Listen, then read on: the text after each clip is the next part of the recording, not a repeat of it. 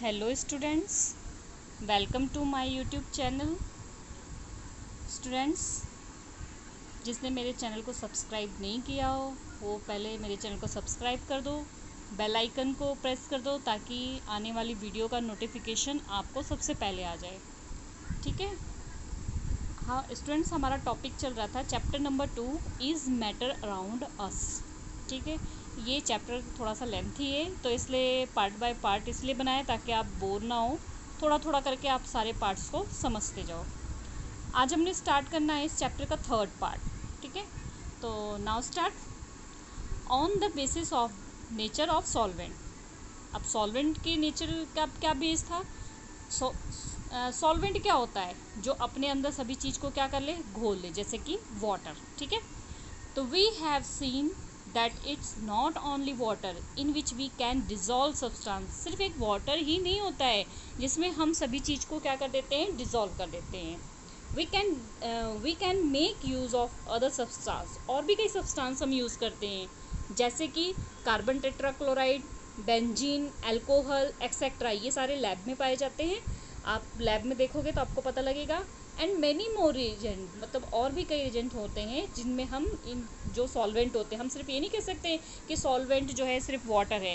हाँ, ये कह सकते हैं यूनिवर्स सॉल्वेंट कौन है, वाटर है। ठीक है। अगर यूनिवर्स सॉल्वेंट का नाम आपसे पूछा तो वो क्या है, water. So we have another classification basis on the nature of the solvent. और आगे हम और भी क्लासिफिकेशन देखेंगे नेचर के हिसाब से सॉल्वेंट की। तो फर्स्ट है aqueous and non aqueous solution. तो हम फर्स्ट देखेंगे aqueous solution. The solution in which the solvent is water is an aqueous solution. ऐसा कोई सॉल्यूशन जिसमें सॉल्वेंट कौन है, वाटर है, उसे क्या बोलते हैं, एक्वस सॉल्यूशन। जैसे कि हमने एक ग्लास ले लिया। ठीक है। फॉर एग्जांपल ये ग्लास है, इसमें हमने ले लिया वाटर। ठीक है। उसमें हमने डाल दिया थोड़ी से नमक। ठीक है, यानी कि सॉल्ट। तो इसमें नमक को कौन अपने अंदर डिसॉल्व कर रहा है, वाटर कर रहा है। तो सॉल्वेंट क्या हो गया, वाटर, और सोल्यूट क्या हो गया, सॉल्ट। ठीक है। तो एक्वस सॉल्यूशन क्या हो गया, जो वाटर के अंदर क्या हो रहा है, डिसॉल्व हो रहा है। ठीक है।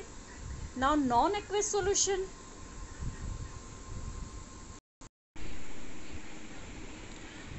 The solution in which the solvent is other than water is an non-aqueous solution। अभी जैसे कि हमने पढ़ा था कि सॉल्वेंट ये भी होते हैं, तो एक्वस सॉल्यूशन जो पानी के अंदर घुले होते हैं, नॉन एक्वस सॉल्यूशन जो किस में होते हैं कि अल्कोहल, बेंजीन, इन सब में घुले होते हैं, उन्हें क्या बोलते हैं, नॉन एक्वस सॉल्यूशन। नेक्स्ट है हमारा classification on the basis of the solubility power of solvent. अब सॉल्युबिलिटी जो है वो उसके पावर पे डिपेंड करती है कि वो अपने अंदर कि कितनी चीज़ को सॉल्व कर मतलब डिज़ोल्व कर सकता है। तो उसकी पावर ऑफ सॉल्वेंट हम देखेंगे इसमें कि पावर ऑफ सॉल्वेंट के हिसाब से इसको कैसे डिवाइड किया गया है, कैसे क्लासीफाई किया गया है। इसमें यही क्लासिफिकेशन बहुत ध्यान रखने वाली चीज़ है। ठीक है।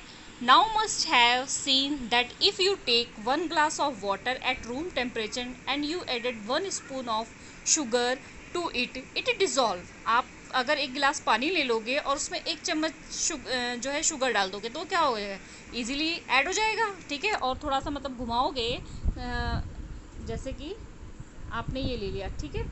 अब उसके बाद आपने इसमें क्या डाल दिया, वाटर के साथ शुगर, और इसको किसी चीज़ से हिला दिया, तो ये क्या हो जाएगा, इसके अंदर डिसॉल्व हो जाएगा। ठीक है। तो इस तरीके से डिसॉल्व हो जाता है। और कुछ क्या होता है, लेकिन जब आप एक लिमिट ऐसी आएगी, एक पॉइंट ऐसा आएगा कि आप डिसॉल्व करोगे लेकिन वो शुगर डिसॉल्व होना बंद हो जाएगा। ठीक है। वो उसके बॉटम में रह जाएगा, उसके बॉटम में यहाँ रह जाएगा। आप जितना मर्जी उसको स्टेयर करोगे, जितना मर्जी करोगे, उसको घुमाओगे, जितना मर्जी घुमाओगे, लेकिन वो डिसॉल्व नहीं होगा।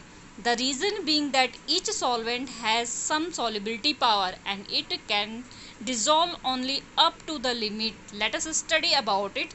इसका क्या मतलब है कि जो रीज़न ये है कि हम किसी भी सॉल्वेंट में उसकी एक पावर होती है कि वो कितनी लिमिट में अपने अंदर किसी चीज़ को डिसॉल्व कर सकता है।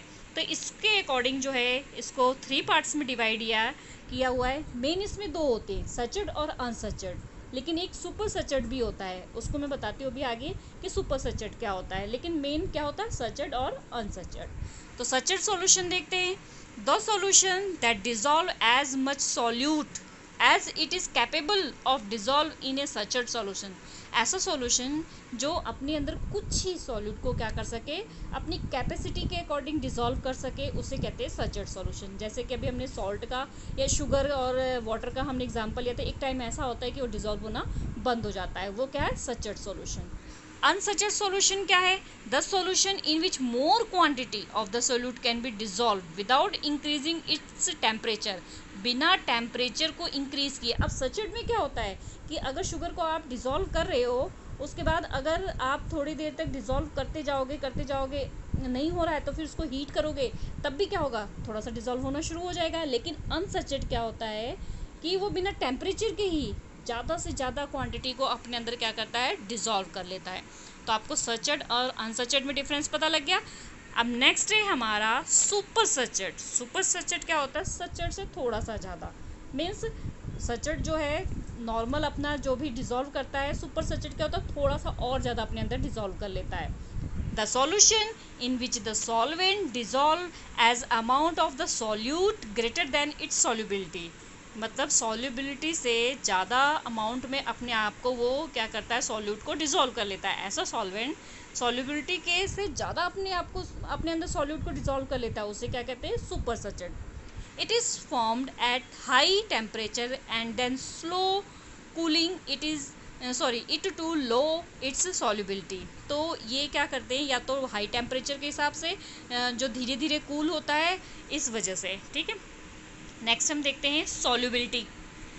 In the amount of the solute that can be dissolve in A given amount of solvent eight a particular temperature, मतलब एक पर्टिकुलर टेम्परेचर पर जो सॉल्यूट होता है वो डिजॉल्व हो जाता है, ठीक है। उसके लिए जो है जो क्या क्या चीज़ फैक्टर्स होते हैं, फैक्टर्स अफेक्टिंग सॉल्युबिलिटी, मतलब कोई चीज़ सॉल्युबल हो रही है उसके ऊपर कौन कौन से फैक्टर इफेक्ट करते हैं।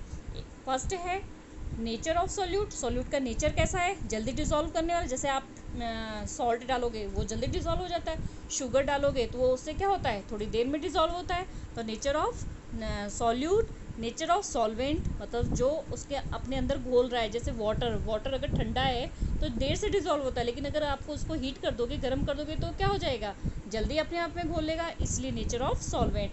इसी तरीके से टेम्परेचर ज़्यादा है कि कम है, वो उस हिसाब से, ठीक है। Now on lowering temperature solubility of the liquid and solid decrease and solubility gas remaining unaffected. ये आपको याद रखने वाले पॉइंट्स हैं कि अगर टेम्परेचर लो है तो सॉल्युबिलिटी लिक्विड एंड सॉलिड की क्या होगी, डिक्रीज होगी, और क्या होगी, सॉल्युबिलिटी ऑफ गैस की कोई इफेक्ट नहीं होगा। अगर हम किसी चीज़ पर टेम्परेचर बढ़ाएंगे, टेम्परेचर किसी चीज़ का लो होगा तो लिक्विड पे भी इफेक्ट पड़ेगा, सॉलिड पे भी इफेक्ट पड़ेगा, दोनों कैसे होंगे, डिक्रीज होंगे सॉल्युबिलिटी में, लेकिन गैस पर कोई भी इफेक्ट नहीं होगा। इसी तरीके से अगला पॉइंट भी आपको याद रखने वाला है कि ऑन इंक्रीजिंग प्रेशर, अगर हम जो है प्रेशर को इंक्रीज करेंगे तो सॉल्युबिलिटी गैस की इंक्रीज होगी, बट सॉलिड और लिक्विड पर प्रेशर का कोई भी इफेक्ट नहीं पड़ेगा। तो आई थिंक ये दोनों पॉइंट्स आपको अच्छे से समझ में आ गए। फर्स्ट पॉइंट हमारा क्या था, on the lowering temperature solubility of the liquid and solid decrease and solubility of gas remaining unaffected. Second point opposite हो गया, ऑन इंक्रीजिंग प्रेशर से क्या होगा, solubility of gas increase and for solid and liquid it remaining unaffected. कौन हो गया, ठीक है। तो इस तरीके से आपने ये दोनों पॉइंट्स को याद रखना है। Now next, classification on the basis of size of the solute particles. अब क्लासीफाई किया गया जो सॉल्यूट है, सॉल्यूट में जो घुल रहा है उसके हिसाब से क्लासीफाई किया गया है इसको। ये जो है बहुत इंपॉर्टेंट टॉपिक है, ये एग्ज़ाम में कई बार पूछा जाता है, तो इसको आपने ध्यान से समझना है, ठीक है। They don't look the same. You must have made a solution of sand in water, sugar in water and milk. आपने बहुत सारे सॉल्यूशन देखे होंगे, पानी में शुगर का, वाटर का, मिल्क का। They do not look the same. सारी चीज़ें एक चीज़ से तो नहीं दिखती है। शुगर आप मिला रहे हो सैंड मिला रहे हो या फिर साल्ट मिला रहे हो या फिर उसमें मिल्क मिला रहे हो, तो सब देखने में क्या होते हैं, अलग अलग होते हैं। ठीक है, let us predict the nature of this solution. अब इसके सॉल्यूशन का हम नेचर देखेंगे। इसका मेन जो है ये डिफरेंस आता है, ये क्वेश्चन भी आपके टेक्स्ट बुक में, difference between a true solution and colloid and suspension. ठीक है, ये तीनों में डिफरेंस करना है। तो फर्स्ट हमने हेडिंग्स डाल लिए, ट्रू सॉल्यूशन, सेकंड हेडिंग है colloid and third is suspension. इसका हम फर्स्ट पार्ट देखते हैं ट्रू का। A true solution is a homogeneous mixture of a solute and solvent. जो ट्रू सॉल्यूशन है वो होमोजीनियस मिक्सचर का क्या है, होमोजीनियस मिक्सचर है किसका, सॉल्यूट का और सॉल्वेंट का। होमोजीनियस मीन्स एक निश्चित क्वांटिटी, आपको बताया था मैंने। ठीक है, वो क्या होता है, कौन सा सॉल्यूशन, ट्रू सॉल्यूशन। नेक्स्ट है कोलाइड। अब कोलाइड क्या है, a colloid appear to be homogeneous but actually it is a heterogeneous mixture of the solute and solvent. True solution क्या होता है, होमोजीनियस, और कोलाइड क्या होता है, दिखता तो होमोजीनियस है बट एक्चुअली ये होता क्या है, हेट्रोजीनियस होता है। ठीक है, सॉल्यूट और सॉल्वेंट का।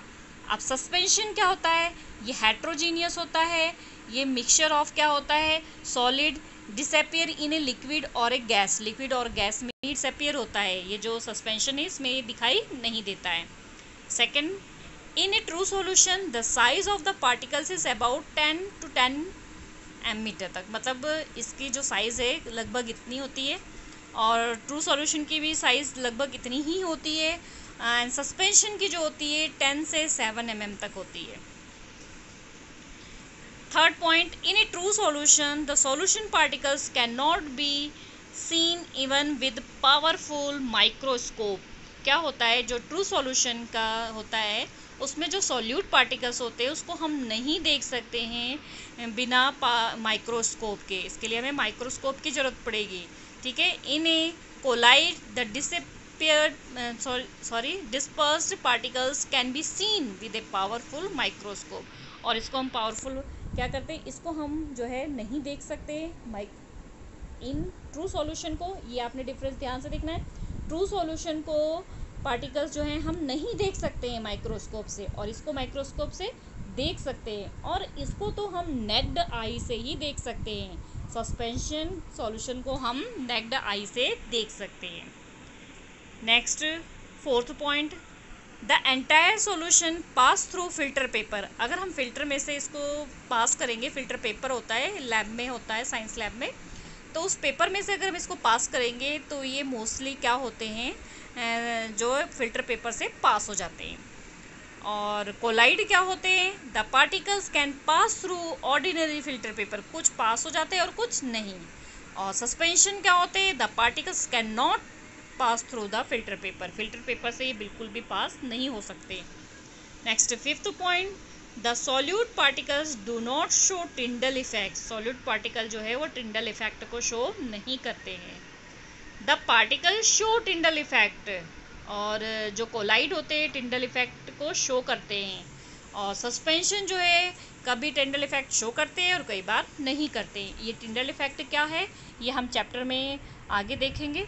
ठीक है, next 6, the particles do not settle due to the gravity.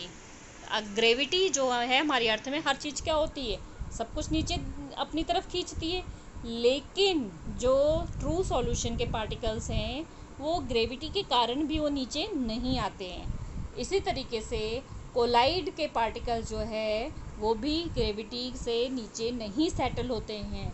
और सस्पेंशन के जो होते हैं, द पार्टिकल्स में settle due to the gravity, ये क्या हो जाते हैं, नीचे सेटल हो जाते हैं क्योंकि ये थोड़े से भारी होते हैं। ठीक है, नाउ आज हम इतना ही करेंगे। नेक्स्ट टॉपिक जो है नेक्स्ट लेक्चर में कवर करेंगे। आपने इस लेक्चर को अच्छे से कंप्लीट करना है। एक्वस सॉल्यूशन को, नॉन एक्वस सॉल्यूशन, सचर्ड, अनसचर्ड और सुपर सचर्ड, उसके बाद ट्रू, सस्पेंशन और कोलाइड। ठीक है, ये सारी चीज़ें आपने कॉन्सेप्ट पूरा क्लियर करना है। नेक्स्ट जो लेक्चर है उसमें हम सेपरेशंस के अलग अलग मेथड देखेंगे। ठीक है, वो भी बहुत इंपॉर्टेंट टॉपिक है, आपके काफ़ी MCQs जो है उसमें से पूछे जाते हैं। तो स्टूडेंट्स, आई होप आपको समझ में आ गया है। तो मेरी वीडियो को लाइक कर दो, और चैनल को सब्सक्राइब नहीं किया है तो सब्सक्राइब कर दो, और बेल आइकन को प्रेस करना मत भूलना। Okay students, bye bye.